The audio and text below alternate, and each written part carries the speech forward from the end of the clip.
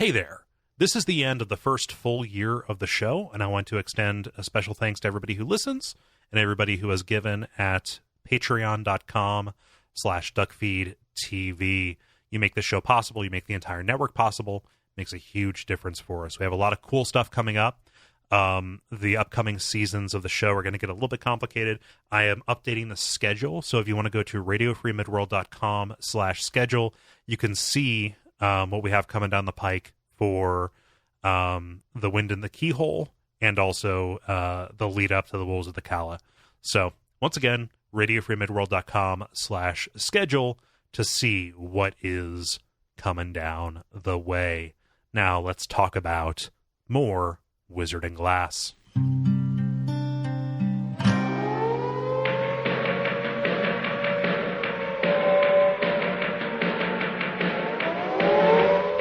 Welcome to Radio Free Midworld, a podcast about the Dark Tower series of books by Stephen King. My name is Cole Ross, and today I am joined by Murph Murphy. How's it going? I'm doing just fine. Thank you so much for hopping on to talk about this chapter where the pieces are moving into place and the tension is ratcheting up. Yeah. Oh boy, reap days are coming. Yeah, the moon is here. Old demon moon casting omens down upon us. Yeah. This is the first episode we've had you on for this season talking about Wizard and Glass. And I think everybody that I've had on has had kind of a pretty strong reaction to this. Now, you, for people who are listening who might not remember, this is your first time through the series, right? It is. Yeah. So before we get into the specifics of this section, what do you think? What do you think of going from the Wastelands to this flashback from Roland's past? So I think I'm going to disappoint you, Cole. Okay. Because this has not been my favorite book so far. Okay. So I know a lot of people like this book. It seems to be just wait until Wizard and Glass, and it was kind of really hyped up. And those first couple chapters on the train, I was like, all right, I'm into this. Yeah. This is some Weird West, some the world has moved on kind of stuff. And then we get into the flashback, and it gets kind of into the part of Stephen King that I don't like, which is kind of the magic of children. Yeah, yeah. Because this is, I mean, I'm very much aware that everyone, Culpert Roland is 14. Yeah. And that's every time they do something cool, I'm like, yeah. And then I'm like, oh, wait. then I think back to me in 8th grade in Catholic school. In my Dragon Ball t-shirt. Yeah. Yeah. And it kind of if they were just if they were 18. Give me 16 or 17, man. Right. Yeah. But 14, oof. Yeah. I didn't have, I don't know. Yeah. But when I, you said that the tension's ratcheting up at the beginning, and it is, but I also feel like it's been ratcheting up for a couple chapters. Yes. And so I've read a little bit ahead of where we're going to discuss today, and the climax, 100% great. Mm-hmm. But I'm we could have cut out some of this middle stuff. Yeah. I don't know I don't know how much of the season you've been listening to, but universally, even the people who are really into this, and I count myself as one of them, the pacing is not one of this book's strengths. That said, I think there are some really cool ideas, and I think we get to the culmination of them kind of here, especially with Merlin's grapefruit. Mm-hmm. That's Maryland's, and we don't quite get to the climax of Rhea of the Coos, but I like her as a character, not as a role model or anything. Okay, yeah, I don't think anybody would have thought wow, Murph's kind of seems to be all about this Wicked Witch analog. I'm into snakes. So she has Snake a point. Play. She has a point about it, it was her only friend, which has to be that has to make Muskie feel bad. Mm-hmm. Exactly. Oh boy, yeah. And she's a very good all that surrounding that mm-hmm. is very very D&D, which I'm into. Of course. And when you get this kind of Weird West, I think that's where the this series is at its best, and she's like very much the Weird West. Yeah, she is a bizarre little kind of like blade of fantasy being like plunged right into this, into the story. Right, and then everything else seems very kind of small town, which I'm less into. Right. And yeah. But cool stuff happens. So, and also, what is it? The Big Coffin Hunters, A+ name. Oh, of course. Yeah. Like what they do, we'll find out. But like in terms of naming, I like let's form that gang right now, Cole. Let's go. Oh, for sure, definitely. We'll get matching jackets, or at least bowling shirts and hats. Yeah. And bolas. Yeah. Come up with some kind of like snap code, as we walk up. Yeah. No. Definitely. I think there are a couple of. I really think they have some lessons for us in how we live our lives. I've been thinking about the Big Coffin Hunters since we've been doing this. And I think yes, that is a really good name. The problem is, who gave them that name? Because there's one answer that is infinitely lamer than the others, which is we've just decided that we are the Big Coffin Hunters. Oh, right. Yeah.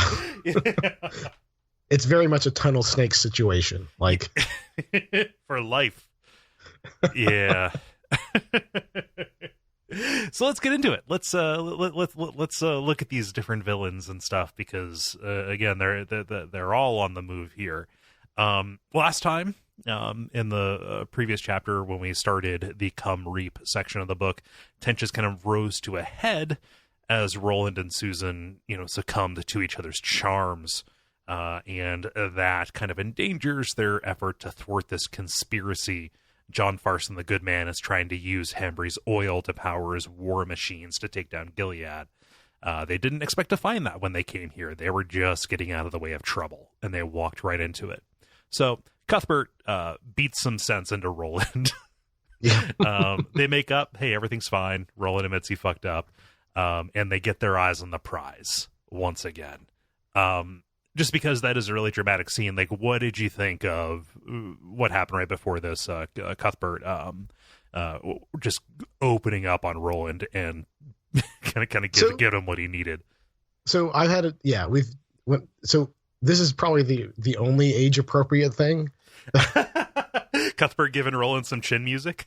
Yeah, well, that over a girl, like at this, he's at the right age where like, yep. Oh yeah, this, I would totally do something stupid for a girl at this age. Yep. And I won't say that I did, but I definitely had some buddies who did. And there probably were some fights. Yeah. I mean, we weren't there to like, stop a war machine, but like, I don't know. You were there to trade War Machine comics from Marvel. Oh no. What was it? The miniatures with the hordes. See, I was a hordes. All right. Never mind. That's a joke that like 3 people get. It was for somebody. I'm sure you made somebody really happy with that. Right. Legion of the Everblight for life.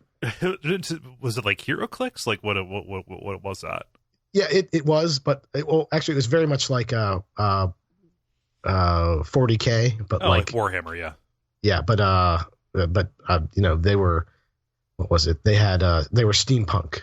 Okay. Yeah. I'm sure I saw boxes of them at the comic shop. Oh yeah. You inevitably did. So let's jump into the chapter here, Wizard's Rainbow. We're going to be covering up through the chapter called The Ashes, if you're listening to this and want to know the bounds here. So remember, Jonas started shacking up with Coral, kind of to the bafflement of everybody around him. And we kind of open up on this scene where Latigo, one of John Farson's men, comes and they start kind of laying out their plan for what they're going to do because Farson is not pleased about the presence of these in-world brats. Yeah, so I like everything about Farson because we don't get a lot about him. Mm-hmm. I think it's one of those things like my imagination is a lot better because he's hanging with the Man in Black. He's got this crazy, artifact, and like he knows enough about it that like, oh, hey, I'm gonna send this away so that it doesn't consume my soul. So, but like he's at least that smart. And also, like, he's smart in magic, but he also has like crazy technology. Like, but then we just don't hear anything about him. No, we never actually get a scene with Farson himself. We only ever see the effects that he has on other people, like, moving people around as he is this canny political manipulator, right? And I don't know. Maybe I'm saying something I don't know that happens later in the other books, but but I think it's better this way because again, as soon as you like show me something, it's going to be worse off. Yeah. I'll be curious if you end up following along with the comics, because the comics that take place between the end of Wizard and Glass and where we find Roland and the Gunslinger and end up telling the story of the fall of Gilead, and John Farson plays a more central role. Okay, so that I think I was gonna there. I'm in. Okay. The reason I asked, like I said, I'm curious, like, if you like that and if you prefer to have it unilluminated, what they do might actually be lamer than what you're thinking of. Well, yeah, but I'm here to smash my illusions. Okay. So yes. Yeah. But Jonas is relieved because that giggling man who laughs like the dead is not here. It is just Latigo, who is kind of the closest that we get. Latigo is like his general or his lieutenant, the person who's in charge of this whole operation.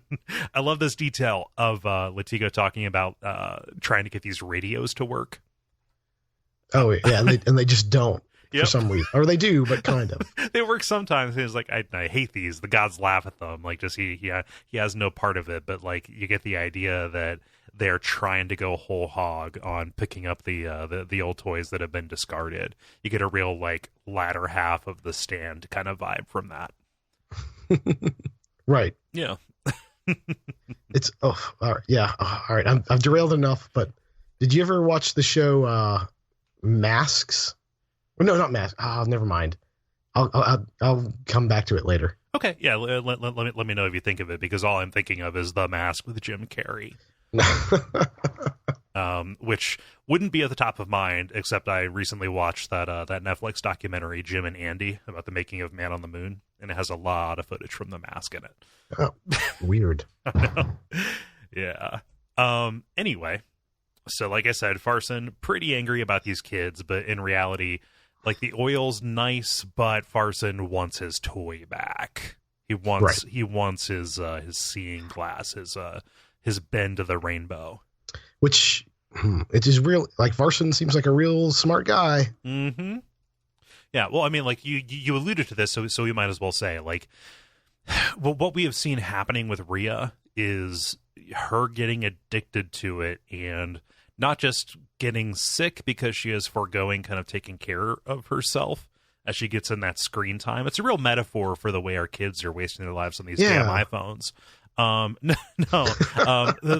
glass itself is actually like sucking her life force.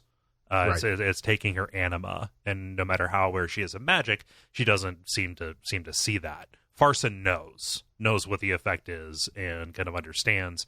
Like, I need this to be at my disposal for when for an operation like this, for when we're ready to move. But if I have it around, it will devour me whole, essentially. So, like, that is the reason. It's kind of like the way Gilead sent the kids away, to keep them safe. Farson sent the glass away to keep it safe. Oh, that's a real Dark Mirror take on it. And I also like how, I don't know if this was earlier or later, that Roland talks about like the other colors that he knows about. Oh yeah. Is that it's in this section. It's when it's when Roland is leaving Gilead and Stephen is telling him about this. But that's also where we learn kind of some of these details. Right. And it's like, oh yeah, like this thing is real. Also, there are two other ones that we know for sure exist. And like one is, in this Mad Max situation. Yeah. I'm like, what? One is in the hands of a gang of slow mutants in the desert named the Total Hogs. Which, like, what? if we can't get the trademark on Big Coffin Hunters, who knows if Scribner or Random Houses got that locked Right. down? We got to be the Total Hogs. I mean, if we can do barbecue in the desert and be called slow mutants and look at like some kind of weird, like glowing orb, like this is completely on brand. just wave around some gas pumps as though they were our dicks. You know, give me the crispy edges. Look at this orb. It's the way it happens. Yeah. So, but like these things are they're one of a kind. They are powerful, world changing. I was about to say world ending, but only one of them is that. World changing relics that, you know, confer great power upon people, but, you know, do what it does to Rhea. They show either what's going on elsewhere in this world. Some of them help locate doors to other worlds. Some of them even look into other worlds. Stuff like that. So when one of the fact that one of these has shown up is a tremendous omen. And we're going to learn more about Merlin in the comics, and also when we talk about the Wind Through the Keyhole. But throw away what you know about Merlin from the Arthurian myth. Okay, because it's a little different and a little bit more sinister. Okay. Yeah. Interesting. So, Sheriff Avery says our plan to keep them at least locked down is to tell the kids, the people of Hambry don't like having strangers around on Reap Day. And, you know, that's kind of dumb because it just confirms that Reap Day is the day they have to move by. Right. It seems like these townies, if you will, are getting outsmarted every which way by these 14-year-olds. Yep. Like, because like earlier they're like, hey, we'll give them this very obvious schedule and they won't see it. Like it's nobody thinks one step more. I mean, like Jonas does, but Jonas is also benefited by them being slow and behind as well. He only needs them to be as knowledgeable as right. Well, yeah. Jonas is the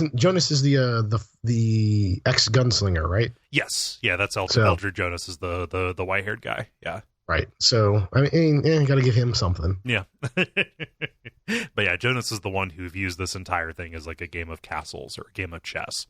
Mm-hmm. Yeah, but the plan is to keep them pinned down in their house, and while they're doing that, frame the kids, frame the people from Gilead for crimes, and incite the crowd to kill them. Because hey, it was the mob. We can't be held responsible. They fucked up, and the mob killed them. Right. You know, and Coral Thorne, the mayor's sister, is all in on that. Just laughing like, oh, I might join the crowd too. Like she's really full of spite. And there's some there's some stuff in this about like they describe the way that Coral and Jonas have sex like it's like two ferrets trying to kill each other. Yeah, it's just unpleasant. Yeah. No good. These are not good people. Right. And yeah. So anyway. Cut over. Susan has joined the boys in the graveyard after being accused of Cord again. Cordelia is losing her mind, suffering kind of a similar kind of descent or degradation that Rhea is. Like Susan even notices like, oh, she even smells weird because she's not bathing and she's so stressed out that she's just covered in flop sweat all the time. Right. Is there ever really an explanation given as to why her aunt just goes so quickly, goes so far so quickly? She has everything riding on this deal with Susan and the mayor, and she is her like primary fault is this complete obsession with status. You know? And so I think that combined with guilt over knowing what she did to kind of like at least kill her brother or contribute to that is like pushing her even further into this. Right. I don't know. Like I get why, but I feel like this happens real fast. It's been going for a little bit. Okay. Like we're just now seeing the outward effects, but like her paranoia was peaked even as far back as when like she tried to make Susan wear the clothes that the mayor wanted her to wear, and she like flew off the handle. Like she very much views her niece as like just an object to be traded away. I mean, yeah, like I get this is very much like Real Housewives territory. The real, God, the Real Housewives of Barony Magus. Yeah. Yes. Yeah. Oh boy. Yeah. Also, she's probably she's pretty crushed that Jonas has rejected her too. Yeah. Oh. Okay. Yeah. Yeah. All right. Yeah. The things haven't been working out for her, and she hasn't been doing herself any favors. Might be the way I would internalize it. And, yeah, and I guess things have moved on. Yeah. Yeah. Bad stuff happens. Bad stuff happens. Little kids meet in graveyards, talk about murdering hundreds of people. Yeah. Kids cutting tails off of dogs. What is this? Kids blowing dogs' heads up with firecrackers. We see that later. Geez. Yeah. So Cuthbert has buried the hatchet. When asked, if he hates Susan, he says Roland's love is my love, and all of that is, we're just going to work together. We're Kotet. We couldn't help it anyway. They're actually doing the thing from It. Everyone's coming together. Yeah. All the pieces. The only person who isn't here yet is Sheemie, but he'll be falling in line later on. Yeah. What do you mean? I'm not a big fan of Sheemie. I feel like he's no. Yeah. He's again like Stephen King does this a lot. It really is a Stephen King kind of trope. I think Sheemie's kind of a badass. Yeah. What's that? I'm sorry. What'd you say? I think Sheemie's kind of a badass. Really? I mean, like he does badass things. I will admit that. Yeah. But I do love his.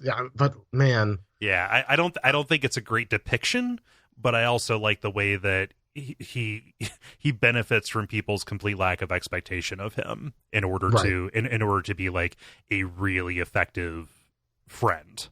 To the people he wants to help. Like I don't know. Like I just this trope just does not work for me. Yeah, it's real high stakes whenever you involve that.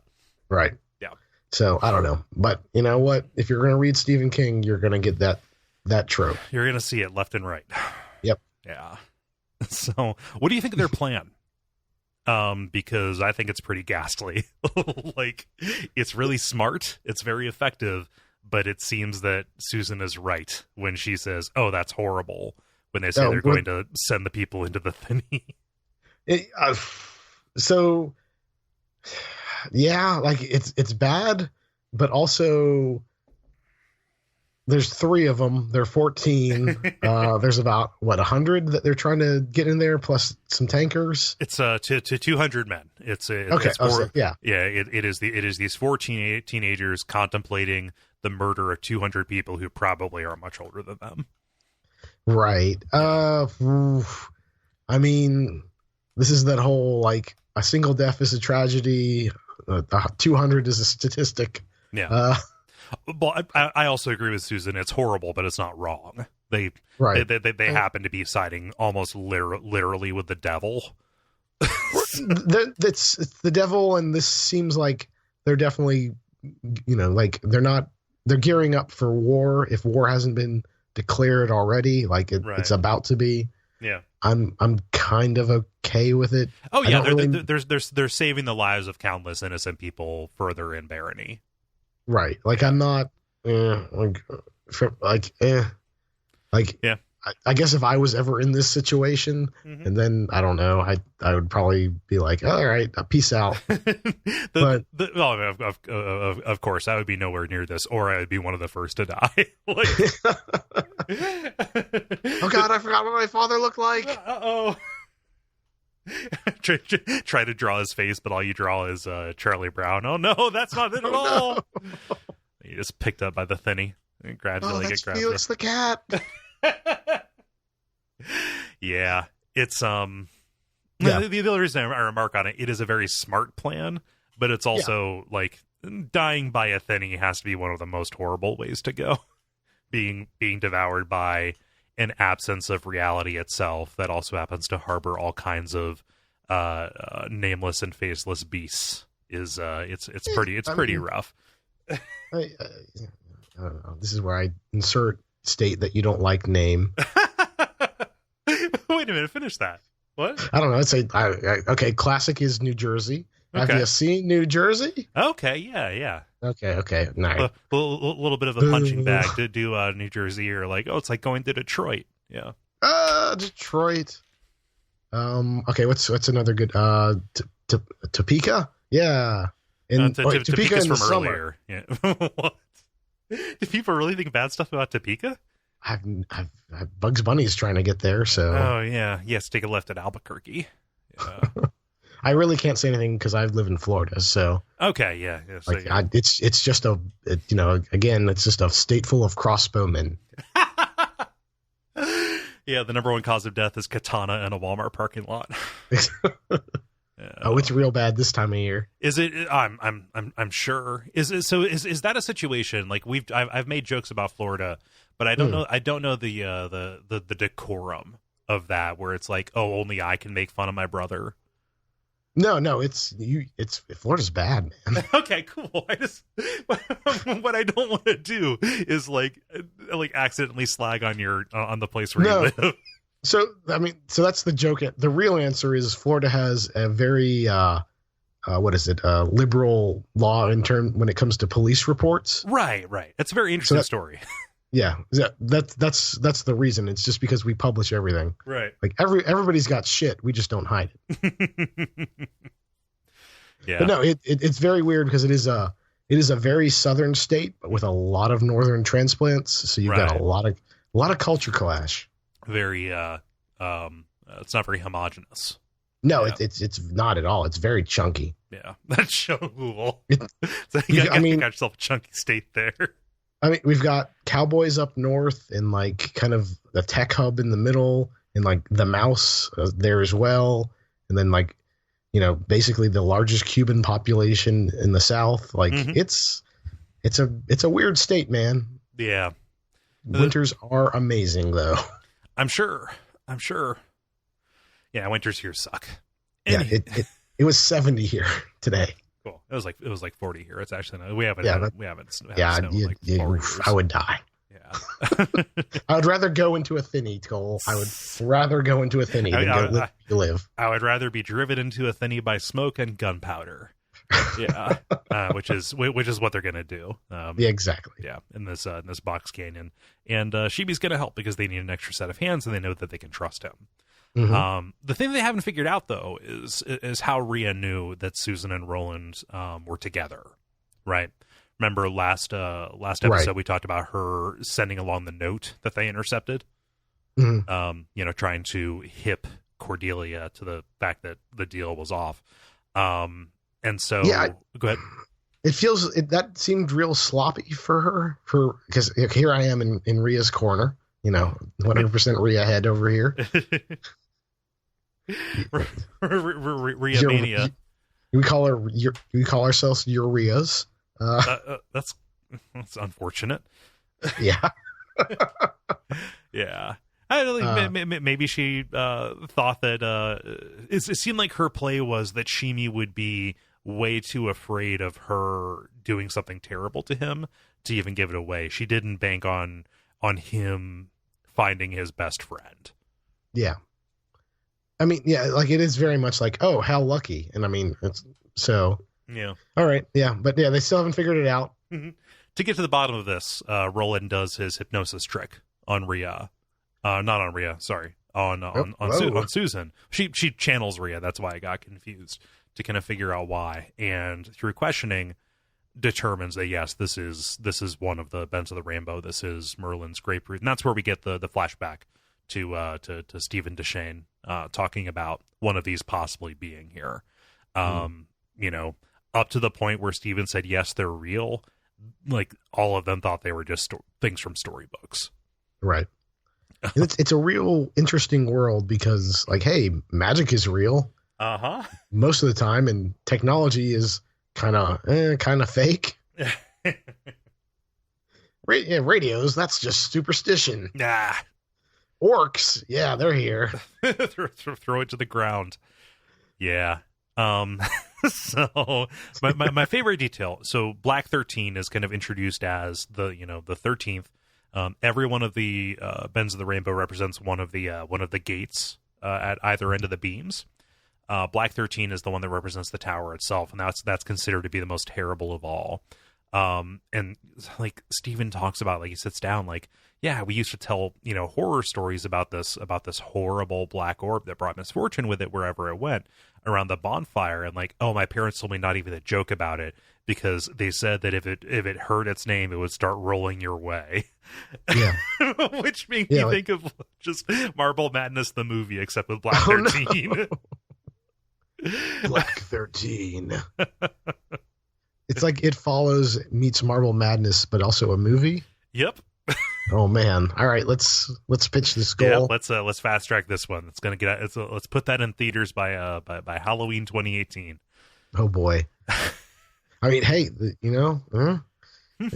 horror movies can be made on a shoestring budget. We just get like one of those found footages. Oh yeah, yeah. We just. Oh no! It's coming down the hill towards you. Yeah, I just like a Ben-Hur kind of thing. Just describe the action that you can't afford to shoot. Mm-hmm. Yeah. so it feels like in this conversation that there's a little throwback to Ludden Dis, which is like, oh, okay, that's what happened there, possibly. But also it feels like we're setting up a lot of, and this is me speculating, we're setting up a lot of stuff for later. Yes, these things are very important. Okay. Yep. Yeah. Woo. Yeah. But no, yeah, it seems like we're establishing a lot about the tower here. Mm-hmm. We're establishing a lot about like what it is, and like the tower has been kind of very vaguely described up until this point, but now it's like, no, this is the tower. Yeah. Here are some things it can do. Here's how tall it is. Yeah.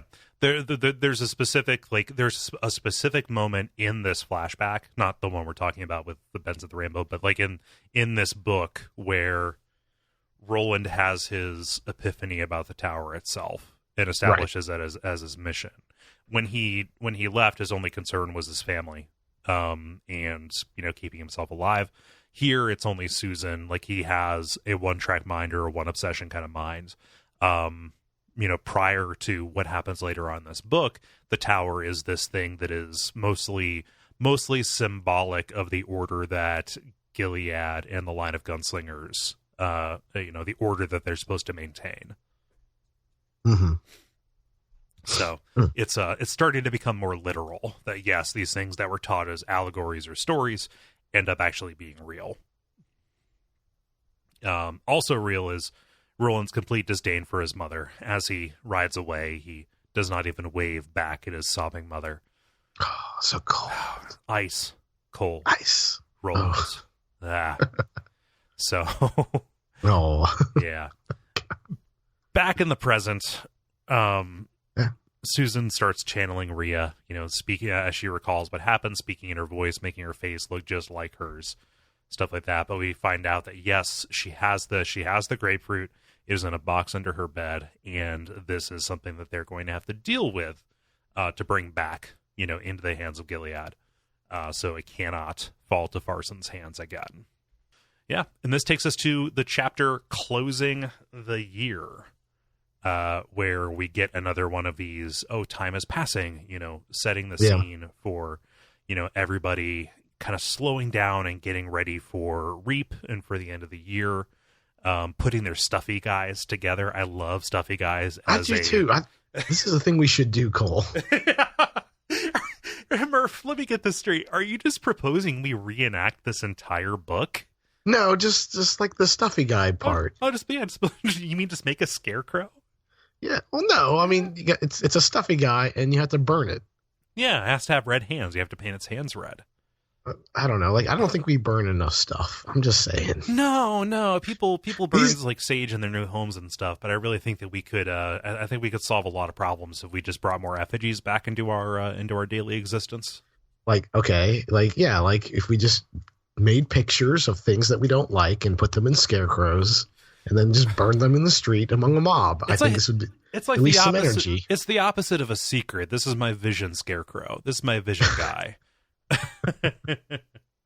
Look, kids these days want to just look at their iPhones. They don't want to burn their enemies in effigy. I think. I love this bit of narrative prose about the stuffy guys themselves. No one will say what terrible old ways and unspeakable old gods are being propitiated by the burning of the stuffy guys. From time to time, one of these men will whisper 2 words under his breath: "Char you tree." So that's gonna factor in. Yep, I've read that far. Well, we're going to find out that's part of the Big Coffin Hunter's plan is to char you tree the boys. So Sheemie's part of the plan, at least so far, is to help smuggle some firecrackers and some gunpowder away from the mayor's mansion in these graph barrels, with Susan's help. And he innocently asked for a fin de año kiss from Susan, which is super cute. So when I imagine graft, I imagine it tastes like straight turpentine. It actually is described in a really appealing way. Graff is the apple beer that they talk about. Yeah, but yeah, okay. That doesn't sound tasty. I don't like cider. So it's not like I don't see it as cider. I think if it was cider, it would be described as such. I think it actually is beer that is flavored with apple, which sounds tasty.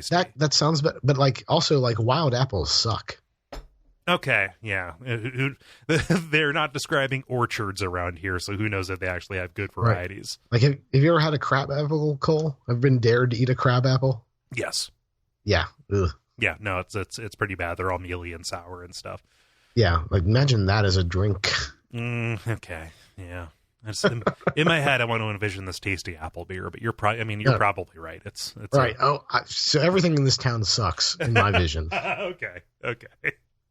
I'm picturing down home charm and simple living, and I'm thinking of like, oh yeah, that guy's got scurvy. How would he have scurvy? He's drinking so much apple. I don't know. Oh, it's like this apple contains no vitamin C because it has moved on. The vitamin C has moved on. Oh, apple power bars. Oh boy, it's mostly Chinese newspapers. So we cut away to a scene with Rhea, and this is where we kind of realize that she's going even further. Like, she's basically a skeleton with some hair, and she's covered with sores at this point. I'll admire her commitment. Well, her commitment to keeping her pet, to turning her pet into a stinky shawl or scarf. Because I mean, if I said, "Hey, Cole, how about this cool snake shawl?" I would see if you cleaned it first.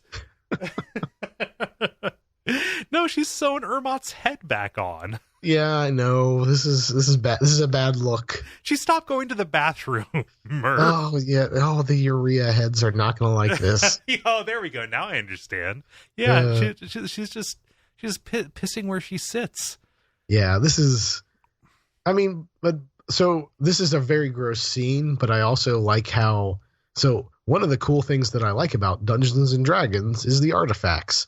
And like one of the cool things about the artifacts is how they're these, like, they're not people, but they have the kind of this will of their own. Mm-hmm. They definitely kind of take you over. Yeah. And like, this is like super classic. Oh, for sure. Yeah. I'm way into it. Like, don't mistake me. It is gross. But it is also like, this is one of those cool ideas that you were talking about. Right. And then I'm like, well, what are those hog boys doing? Where are those Where are those wild hogs? Where are the wild hogs peeing? Oh no. Not that movie. Not Tim Allen. Oh no, Tim Allen with an orb. Oh, yeah.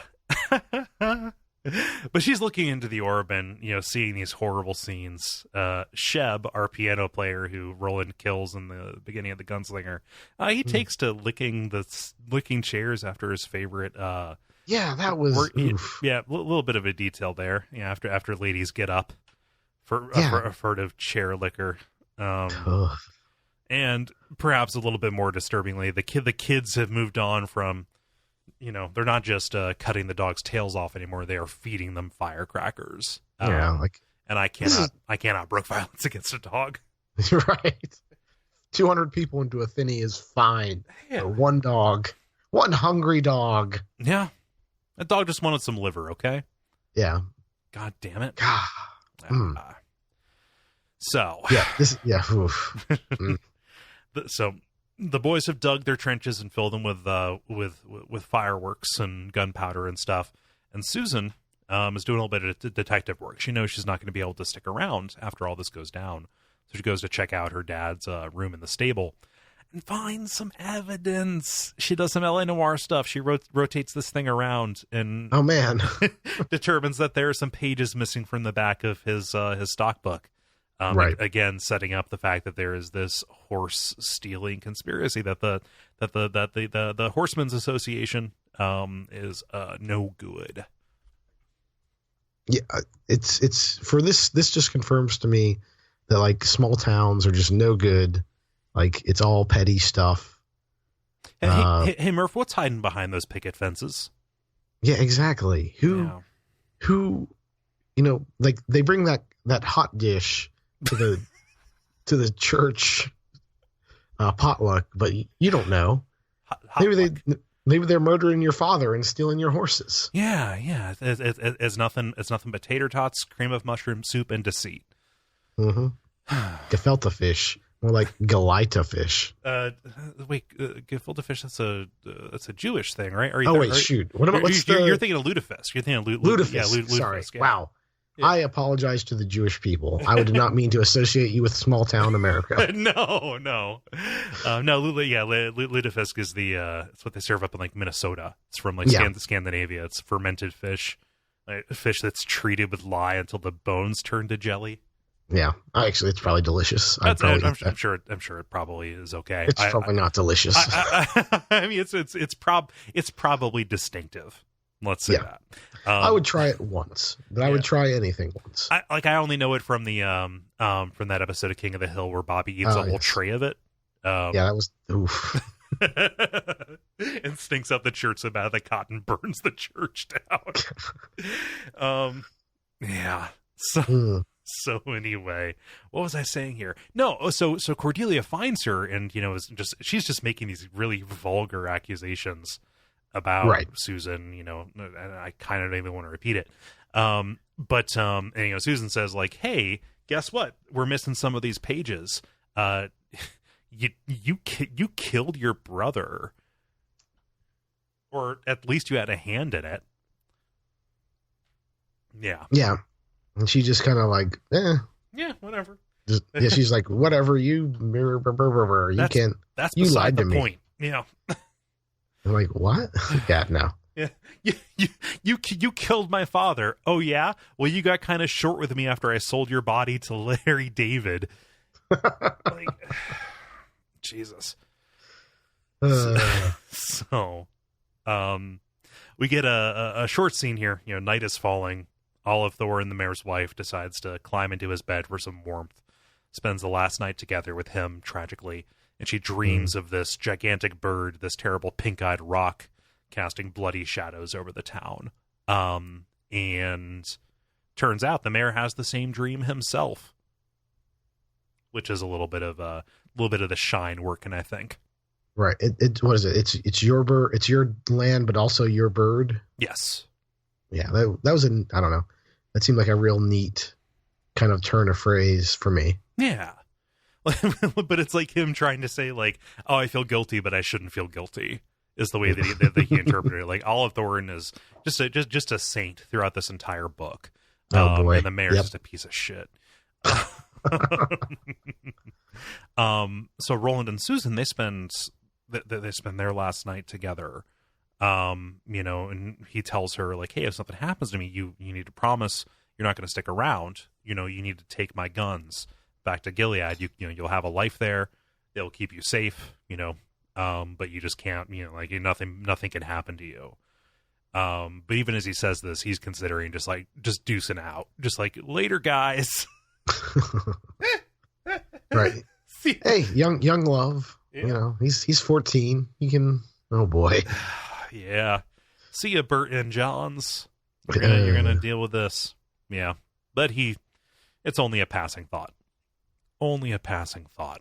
And as everybody sleeps, their final restful sleep, Cordelia dresses up a stuffy guy in those same clothes that Susan refused to wear, and burns it. So let it be done. Char you tree, I just so. And Cordelia, throughout the rest of this book, is doing some A+ hex work. Oh yeah, very. She's making it happen, I think. she hexes so good the moon turns red. Oh, come on. I mean, she might be you know what? Susan was rude. Yeah. Where does she get off? So this moves us on to taking the ball, where exactly that happens. But not before we get a little bit of murder in, because the frame is on. Kimba gets a 12-inch knife stuck through his chest by Clay Reynolds. So there goes the Minister of Inventory and Counting, or whatever his title was. Right. Yeah. And then Mayor Thorin wakes up from his dream of that bloody rock and gets his throat slit while pouring himself just some morning liquor. Right, regular person stuff. Yeah, he says, I shouldn't make this a habit, but glug, glug, glug, glug. Yeah, I've been a good boy. I'm going to treat myself. But yeah, DePape ends up killing the mayor, slitting his throat, using the blood to draw the crimson eye on the wall. That's the sigil of John Farson, right, and others. We're going to find out. So good. I didn't quite understand why he drew the eye. Was he trying to say, "Oh, look at them, these Gilead boys who would have turned traitor for Farson"? Is that the idea? Yeah. Like they're trying to portray it to the common rabble that it was not the Horsemen Association and these big coffin hunters who were actually betraying the affiliation for Farson. That it was these inner barony kids. Okay, so they even describe their excuses as like flimsy and like not even holding up. But I guess this is like, hey, look. Also, they drew an eye. Clearly, it's them. Yep, and just pile it on. It accumulates. Yeah. Okay. Yeah, but Roy, in addition to slitting the throat, drawing the eye, gouges out the mayor's eyes and leaves poor Lookout. Oh, this poor Rook's skull. There to put a neon arrow on it. He had found is it Colbert's Roland's Cuthbert's Cuthbert's Rook skull which fell off the hoard of his saddle out at Sitco. Right. Yep. So this is bad. L'Engle and Sheriff Avery lead a posse to arrest the boys. They're taken entirely by surprise, but they're not even like hiding the fact that this is bad news. Like L'Engle straight up says, like, "Hey, stick with the winners in this world and know how the wind blows, so you can tell when it changes direction." Like, right? Yeah, this is. Yeah, no one is like saying this is they're not saying this is a frame up, but they might as well. Right. It's just it's no good. No good down the line is what this is. And Roland swears, I'm never, ever going to let this happen to me again. And we get a pretty badass scene when Jonas shows up. What do you think of the way Roland realizes what Jonas's deal is and the way he dresses him down? I didn't get that. I'm sorry. What? Terrible. Yeah, it seemed fine. Like, oh, okay, Jonas is. I like the revelation that Jonas was an ex gunslinger, but I don't know. I guess it didn't mean as much to me. I don't know. Sorry. No, that's fine. It's also again 14-year-old boy talking to this old man. I love the way that he slips into it. He's talking like court, but he's also talking like Roland would years and years later when he was training Eddie and Susanna. He slips into it like, who sent you West, maggot? Like, he is very much taking charge, as kind of the elder, the higher ranked person here. So I guess the mental picture I got was like, who sent you West, maggot? Oh yeah. I pictured it being said less like Sonic the Hedgehog, and being said more with like not precociousness, but like just like unexpected authority. Right. Yeah. And that's I don't know. Like I've never I can't get a 14-year-old to have any air. Sorry. It's no, it's fine. You don't need to apologize. I like this line though. The soul of a man such as you can never leave the West. Shoot exile, shoot worm, shoot you failure. You'll still live in exile and die as you live.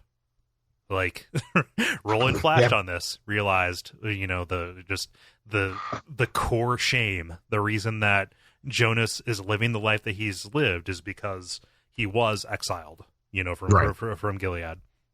Like any others, like anybody, like the people who exile, they still shoot. They just shoot as outlaws, and completely dismantles them. Like, this makes Jonas lose his cool. Like, he draws immediately. Only Roland can see how quickly he moves at this.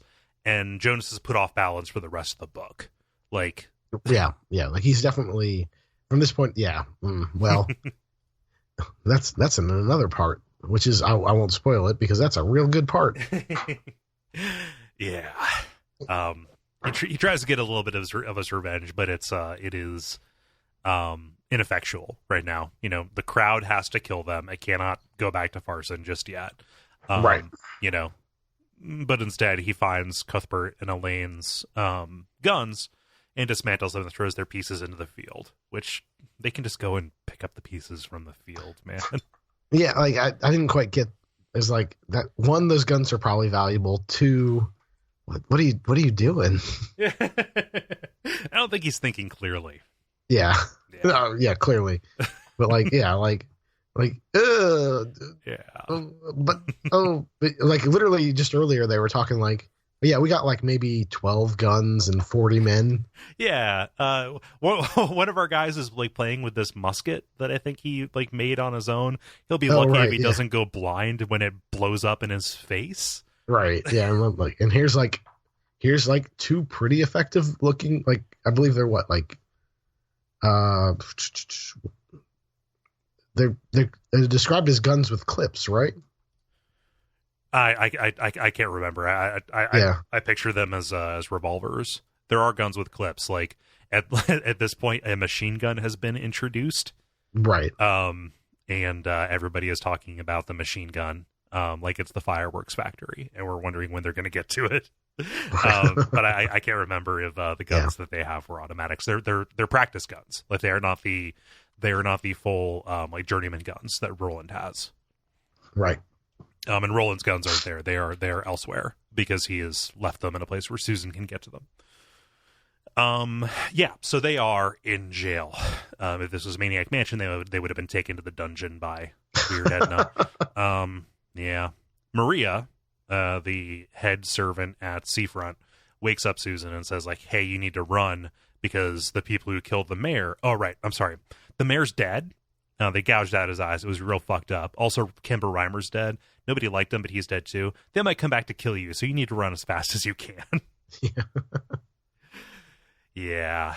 And apropos of nothing, we get our scene of Rhea's favorite tourist stop within the world of the orb. The favorite person. Remember, the orb shows people at their lowest, right? Doing things that they never want anybody to see. Masturbating while looking through keyholes, licking those seats, poisoning somebody. Rhea's favorite stop. You like this, Murph, so I'm going to. Whoa!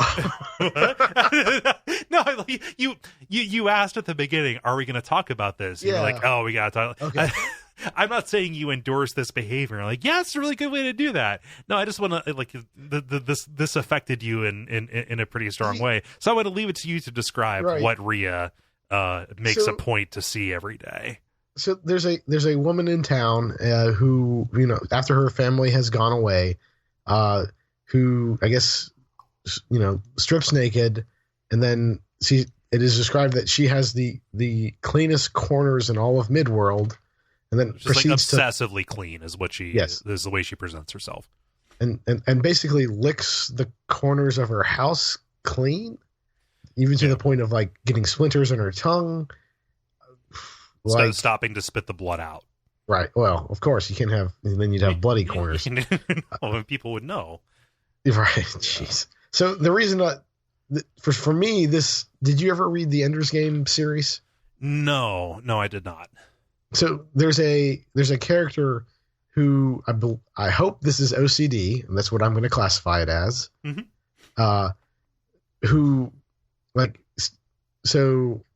Orson Scott Card, known shitbag, right? But people still speak fondly of those books, even if they have a complicated relationship with their creator. Right. And there's a character, and I believe it's in the Xenocide book, but there's basically a race of like super geniuses that have been given OCD for reasons, just by a capricious god. I mean, a capricious scientist to keep them in line, basically, like genetically engineered geniuses.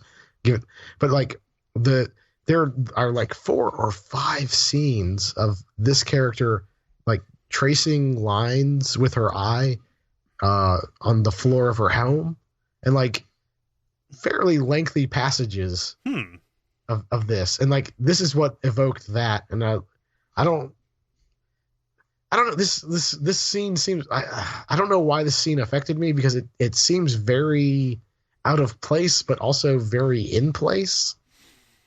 Yeah. I don't know, man. I mean, bizarre without question, right? Right. Yeah. But also like very much. So I'm gonna pull a little good out of that, because she says one day she'll get caught and she doesn't care. Mm-hmm. And that seems kind of a metaphor for the rest of the world. Like things are kind of going to ruin, but like we're still going to go down this path. Yeah. And eventually it's going to kill us, but whatever. Consequences be damned. Yeah. Yeah. But man, this is a weird, man. Yeah. This is a weird couple of pages. I like this because it says more about Rhea than it says about this character who is introduced and disposed of in kind of the same breath. Because good. I also kind of knew who Rhea was at this point. Yeah, because she has basically the secrets, the secret innermost shameful lives, if not this entire town, like the entire surrounding region, maybe even the world, whatever the grapefruit decides to have her see.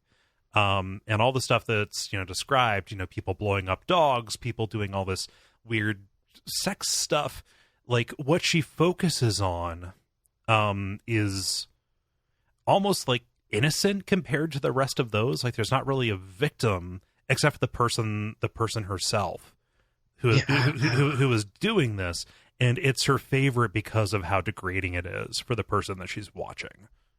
I don't even. And she just likes riding the knife's edge. Like even if this person doesn't care if they get caught, like she's like watching every single time, like a fair weather NASCAR fan who's just watching it, hoping for a crash. Like, I watch this just in case something terrible might happen because somebody's going to walk through this door one day. Right. Yeah. I don't know, man. It's a weirdly striking scene. Mm-hmm. I don't know. You ever read the short story, The Yellow Wallpaper? I have not. It is a very good horror short story that is about a woman who is locked in a room for like quiet rest therapy. Like she has some mental difficulties going on, and the room that she's locked in has this yellow wallpaper that has like this blotchy pattern on it, and it's about her kind of descent into madness as she sees the blotches taking on the forms of like monsters that beckon to her. Okay. And it ends with her, having completely lost her mind, thinking that she, is in the world of the wallpaper, but instead she is crawling around the floorboards of this room, like pressed up against the walls, trying to get inside of it. Yeah, it's a very good short story, even though I just ruined the entire thing. It's earlier than you would expect for like that kind of horror to happen. Interesting. It's like from the 1800s. Huh. Yeah. Yeah, that's weird. But that sounds like good. I'll probably look into it. Yeah. You said we would talk about that for an hour. We didn't quite. I've got more. Do you? No. Okay. I don't want to rush you. I want to make sure you get a chance to say what you want to say. Look. Anyway, she gets that. She's interrupted. She doesn't get a chance to see if she this woman is caught, because she hears hoof prints, or hears horse hooves coming up. It's the big coffin hunters coming to take her orb from her, and she says, "No, the orb has chosen me. It is only going to work for me, and I would sooner dash this against the rocks than let you have it." We're getting some real shades of if you're Lord of the Rings fans. Real Golem kind of thing going on here. Yeah, real Golem Smeagol kind of thing, because like she doesn't have the guts to actually destroy it. Right. Like she's holding it above her head, and it paints a real horrifying picture. All you need is DePape's reaction. Like, he draws his gun upon seeing Rhea, and Elder's like, no, like just put it away. And all DePape can say is, "But look at her, Eldred." Right. Like, I imagine, like, oh, it's like some kind of, like a feral animal at this point, really. Like, that's really what she's become. Right. This is a monster. What he sees when he looks at Rhea, dancing and holding this thing above her and shifting her weight because she can't actually support it, is a skeleton imp. And, he wants to kill it, even if he doesn't feel like he's in danger. He might be doing her a favor. And I'm sure there's some kind of weird gender politics around this word, but she is a hag at this point, but in a classic D&D sense. Right. Which is like a 20 CR7 monster. It's bad news. Yeah. Bad news and a big deal. Yeah. A hag, or if you want to play into the archetypes, we have the crone, right? Yeah. Yeah. Well, so crone, like, I would use the word wise. Okay. I would never use the wise hag. Right. Yeah. Yeah. Yeah. But that's kind of the part of the role that she is playing, if not entirely. I'm just trying to soften. I'm trying to add context or shade to the word hag, so it's not like yeah. I don't know. Like, I don't think you're wrong for using it, because like you are describing a D&D monster, but right. But I realize that there's some real gender issues with that word. Yeah. So I'm also thinking of the crones from The Witcher as well. So see, sorry. Yeah. Haven't played. Sorry, it's December. I'm so busy. No, I'm not going to pressure you. It's a big thing. Oh, Cole. What? I'm so sorry. Don't beat me. It's a very good game, but you already know that. It's been out for several years. Why? Why does everybody treat me like a monster? I'm just trying to be nice. Maybe if you stop looking at your glowing orb. So they decide to reach a deal, because Rhea says, first she bluffs like, "Oh, it won't work without me." And Jonas says, "Well, it doesn't work already. Like, you've been trying to, like, you've already said it's gone quiet. Like, it doesn't work for you." Then she says, "If you kill me, I will curse it so Farson can never use it again." Which in a lot of ways would be worse than if she actually just destroyed it. She understands that the big coffin hunters are accountable with their lives for the delivery and receipt of this orb. Right. And we learn a bit about Farson, and that he, like, okay, yeah, look, man, I don't want to piss off Farson. We'll do whatever you want. Right.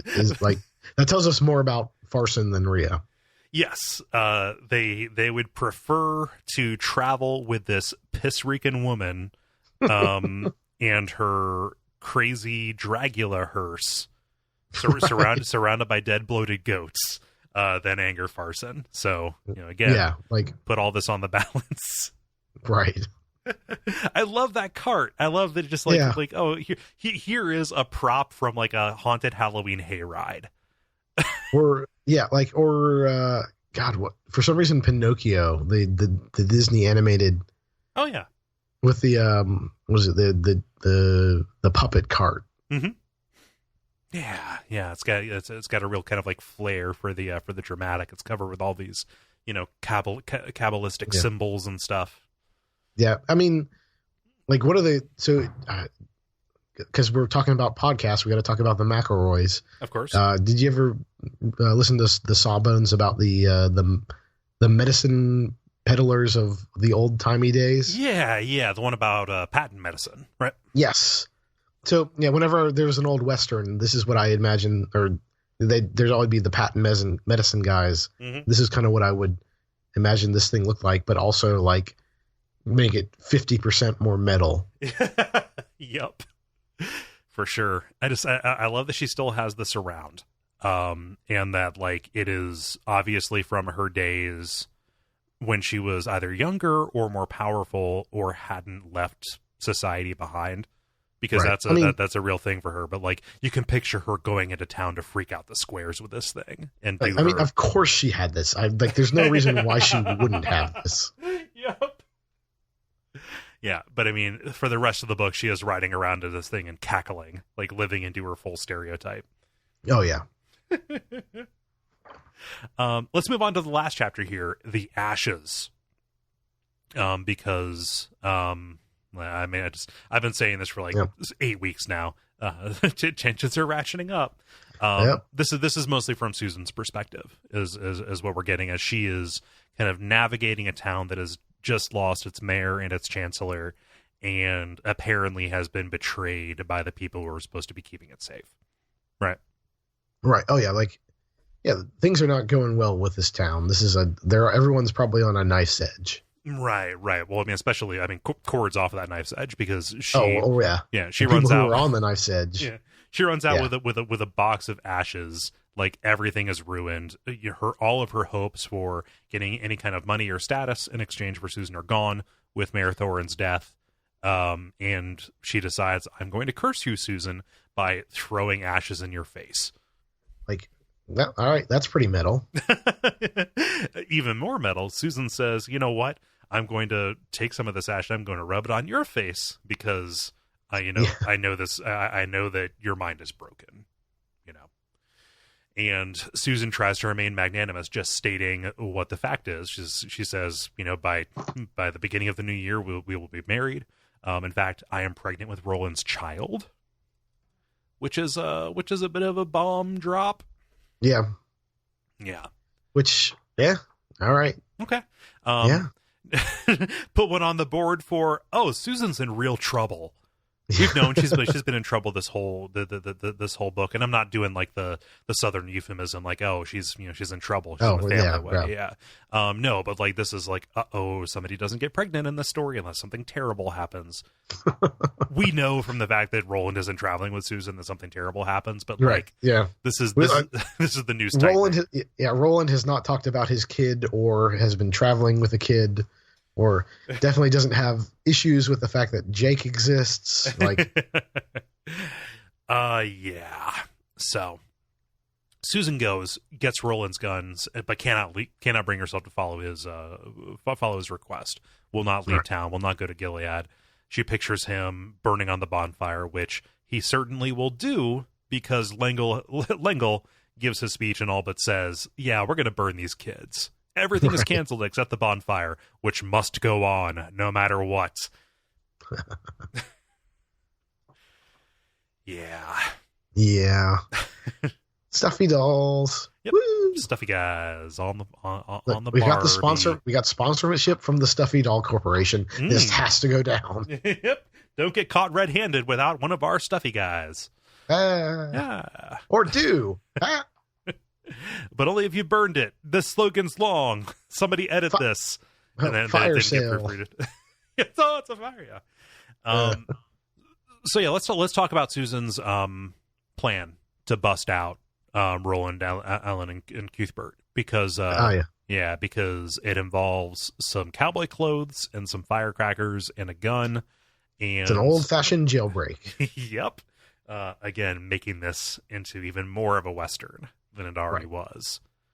So the idea is Sheemie is going to be standing outside the sheriff's station lighting off firecrackers because kids have been doing this the entire time in the lead up to Reap. It's like is this the case for you down there where like basically the entire month of June and half of July is people setting off fireworks even though it's not the 4th of July? Okay. Yeah. Yeah, it's there's fireworks, there's really any holiday and like the 4th of July is absolute terror for my dogs. Oh man, poor things. Yeah, they're fine. It's just one night. But the reason they're doing that is to cover up any gunfire to make sure that if suspicion is raised, it is only toward the the firecrackers themselves. And we get this kind of badass scene of this cloaked figure, draped in a serape and, wearing a sombrero, basically everything about her concealed, walking along with a gun hidden beneath the serape, singing Careless Love, carrying his guns as like somebody inside the jail plays a guitar. Like I'm just picturing the cuts. I'm like storyboarding this thing in my head. Yeah. Good. Yeah, but he's not playing it well though. That's the thing, right? Yeah, that's the thing. It's real. It's real fucked up. Like Cuthbert says, "I will confess to the murder of Arthur Eld as long as you stop singing." For as badass as Susan's approach is, she was not really ready to cash that check. Right? Nope, because she was not. No, she deals with it. Like she accomplishes what she meant to accomplish, but not without some extreme remorse because the deputy and also setting herself on fire, right? Oh yeah, she fires through the serape, trying to keep it concealed. Maybe she saw that in a movie once. Who knows? Right. But she ends up killing Deputy Dave, who is not much older than her. Like they grew up together. He's by all basically, except for the company he keeps, like a really good guy. And it made no sense that he had to die. It seems like Stephen King, like they really like linger on this point. Like, what about his wife? I heard that she had a kid. Yeah. I heard that kid had a kid. That baby had a baby. Yeah. It's, it's just underlining Susan's guilt and grief. Like Sheriff Avery dying isn't that big of a deal. Like he was probably going to slip into a coma that night from eating 4 pork chops anyway. They said that like he was drifting off after a 4-chop dinner. Oh jeez, 4 chops, 4 whole chops. But yeah, like Susan, like this chapter ends saying like, oh, she had paid for her love to the dearest currency. She had paid with her soul. Having committed murder to get Roland out. She can't get rid of the guns fast enough. She thinks they feel filthy. She never wants to touch one again. I mean, yeah. Well, I mean, it's about who she killed, really. Like, because Roland's about to kill about maybe 500 people, right? In the next couple hours. But it's interesting because they've been setting her up as having something of a gunslinger in her, even outside of the times when she's with Roland. Ba boom. Wow. Yeah. So, just wanted to try out that kind of crass humor. Just giving it a shot. No, but like they've been playing it up. Like when Cordelia tries to attack her, like she reaches up and like grabs her wrist. Like she has some of that steel, or it's fainting toward like she's a natural. This is what happens when a person who isn't trained from birth to kill kills. Right. I mean they were meant like if she had lived, I bet she might have made it. Like she was part of the quartet. Like, not everyone who joins the quartet is a gunslinger, but it seems like, I don't know, 3 out of the 4 do. Yeah. I'm just saying. Yeah, 3 out of the 5. Sheemie, he ends up doing his own bit. Yeah. I was thinking about of Eddie and Susan and Jake. Yeah. I mean, I don't think Jake's not a gunslinger, technically, right? He trains under Roland. He shoots. He's got the Luger. Yeah. I guess. Okay. Yeah. All right. So 4 out of 4. Yeah. Sure. 4 out of 5. Oi doesn't count. Okay, well, okay, then if he doesn't count, he's not a 5. No, I mean like, Oid doesn't count as a gunslinger. Oh, Like, okay. like at no point does he like Maggie Simpson that gun and shoot Mr. Burns or whatever. Like, yeah. Yeah. Oh boy. But that's the end of the chapter, and that's the end of the section that we're going to cover on this episode. Yeah. That's where we leave off with them getting out of prison and Susan kind of incurring the cost of her association and incurring the cost of what she needs to do, to live and keep Roland alive. Maybe she's not done paying. Dun dun dun. I'm off it. Yeah. We'll see in the next couple chapters. Yeah. So, what do you think? Any final thoughts about this particular section, or vague forecasting into what you have read so far, or what we're setting up for? So I've read up to the end of, well, yeah. So I've read up to all the gods' chillions have shoes. Yeah, all gods' chillions got shoes. Yeah. Yeah. So I'm I don't know. I think I don't know what the next episode is up to. Is it up to there or going further? It's up to the end of the flashback. Oh, okay. So yeah, then I'm not sure. This seemed like it was kind of punctuated with like really cool things, followed by like some real low key town stuff. Yeah. So I think it's even said the pacing is not the best, but we'll see. I'm interested in seeing what happens when we finally return to the present day. Yeah. It seems like there's some stuff in there. Yes. Yeah. That should be interesting, and it maybe relate to the stuff that happens here, because that's good storytelling. Yeah. Plant the seeds. Mm-hmm. Yeah. I feel like I said what I have to say. Again, this is a book that increasingly is defined by its villains for me. And Rhea steals the show in this particular section for me. She's a real MVP. Yeah. And we'll see the culmination of her story later on.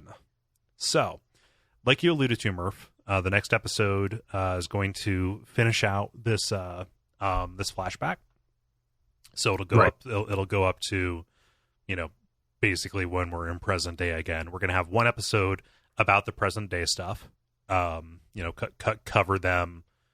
Getting to that massive palace off in the distance beyond the Thinnies. And then I should probably give a little bit of a preview or explain what's going to happen in the off season between these, just so people know, because something kind of strange is going to happen, and like not like remarkably strange, but like it takes a little bit of elaborating, because the next book chronologically is going to be The Wind Through the Keyhole. And we're going to have like a proper season about that, handful of episodes. Really looking forward to that, because that is a good book. All right. Yeah. Let me see here. I need to pull up my sheet so I can say. But there are some holes in the narrative that the Gunslinger comics fill out. So we're gonna have one episode about the book Desperation. After this chapter ends, again, these little palette cleansers with books that are related to the Dark Tower kind of canon. So Desperation.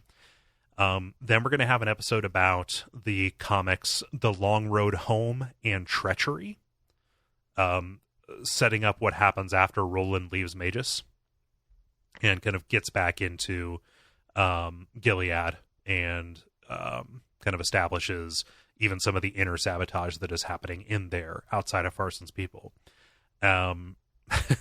Chronologically, that will lead into when Roland is sent away to deal with what happens in the Wind and the Keyhole, because that is an integral. After that, we're going to talk about the Sorcerer, the Fall of Gilead, and the Battle of Jericho Hill. Again, those are it's going to be one episode about those two trades in that one shot. And then The Little Sisters of Illyria is a short story that takes place shortly before the Gunslinger, and that gets us back up to where the main story begins. That gets us back up to where we first met Roland. And we're going to have two episodes about Salem's Lot and the Regulators. All this is going to be on the website, so don't worry.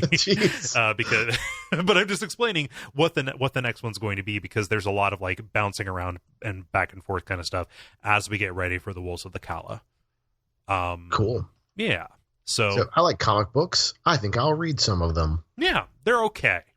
They're okay. They're okay. Yeah, I don't want to get anybody's hopes up. What I will tell you, Murph, is stay away from A Gunslinger Born, because it is just a retelling of this book and the flashbacks in The Gunslinger. Oh, okay. Yeah. Meh. Yeah. All right. Start with A Long Road Home if you're gonna do that. And they're on Comixology, like they're Marvel published, so you can find them. Cool. I don't believe they're in the Marvel Now app, or what is it? Maybe I don't. No, they're not. I will confirm that they are not, because I have that app, and while it is great, it does not have the Gunslinger. Real spotty. Yeah. So anyway, Murph, where can people find you on the internet? Oh my goodness. DinosaursareCool.com, my website, where you can find my other podcast, some of my tabletop games, some of my video games. Yeah. And also, I'm on Twitter at Dork Night Show, which is my primary other podcast, which I will be recording in about 15 minutes. Thank you very much for fitting this in. Around that. My pleasure, Cole. Yeah. Cool. And where can they find you, Cole? They can find me on other shows across the Duckfeed.tv network. And also on Twitter at Cole Ross. And I do streaming at twitch.tv/DuckFeed.tv. Consider supporting the show by going to patreon.com/DuckFeedTV, or if you're going to be buying any of those titles that we talked about, be that Desperation or those comics, anything through Amazon, go to duckfeed.tv/tipjar and use the Amazon link there. We get a small kickback from that. This is the last episode of the show to come out in 2017. Thank you, everybody, so much for making this a real successful year for the show. Thank you, Murph, and also thank you to all the other kind of co-panelists who have come on. We've had a lot of fun in this, and we are not even halfway through the stuff we're going to cover. So we have a lot of cool stuff ahead. Hope everybody has a fun and safe holiday. And I think that's about it. Murph, I will let you go. But you're not going to wish me long days and pleasant nights? No, I'm going to do that. But I was going to say, I'm going to let you go. But I want to tell you, hey, Murph, long days and pleasant nights. Oh, crap. And you twice the number. Yeah. Woo.